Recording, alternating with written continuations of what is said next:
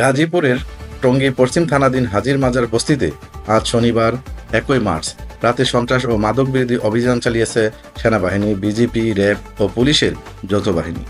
অভিযানে 43 জনকে আটক করা হয়েছে। অভিযানের সময় নগদ প্রায় 40,000 টাকা, 2টি ছুরা, 2টি চাকু, একটি স্লাইরেন্স, একটি কাটিং প্লাস, একটি রাউটার, 4টি হার্ড ডিস্ক, 4টি বাটন মোবাইল এবং বাংলা মদ উদ্ধার করা হয়। আটক ব্যক্তিদের টঙ্গী পশ্চিম থানায় হস্তান্তর করা হয়েছে।